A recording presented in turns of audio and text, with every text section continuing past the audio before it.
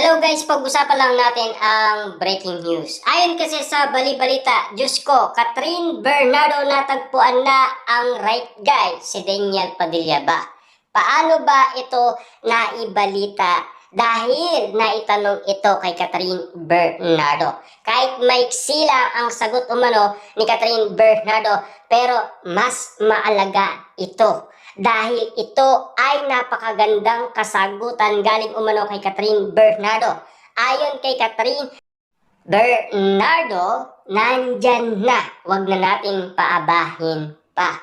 Pero noon, tinatanong umano si Catherine Bernardo patungkol umano sa kanyang love life, okay lang naman ang sagot ni Catherine Bernardo. Tila magkaiba ngayon.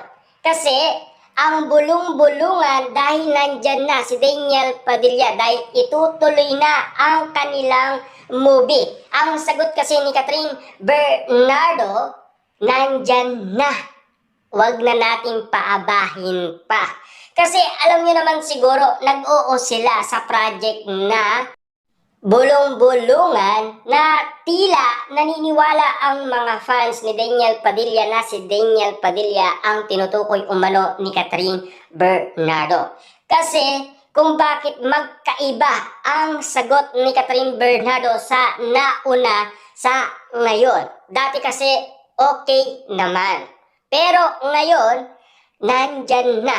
Huwag na natin paabahin pa. Ibig sabihin ng nandyan na, dahil tinanong na sina Daniel Padilla at Catherine Bernardo tungkol umano sa kanilang project na After Forever. Kaya nga naman kasi hindi na nalilito ang iba't ibang mga netizens. Kaya nga naman kasi ang iba-ibang tao, ang paliwanag nila mukhang si Daniel Padilla ang tinutukoy umano ni Catherine Bernardo.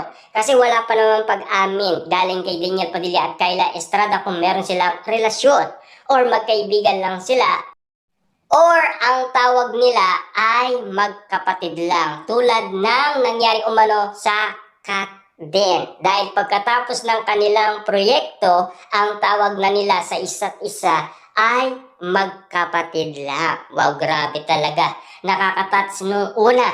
Pero nadidismaya at nakakabusit daw at nabudol lang ang mga netizens. Tila hanggang ngayon ang paniniwala nila sa sagot umano ni Catherine Bernardo ay si Daniel Padilla ang tinutukoy ni Catherine Bernardo. Malakas kasi ang paniniwala ng mga matang lawin dahil sa magkaiba ang sagot ni Catherine Bernardo dahil nandyan na kasi si Daniel Padilla. Kaya nga naman kasi yon ang sagot ni Catherine Bernardo at lalong-lalo na lumabas kasi si Catherine Bernardo, diba?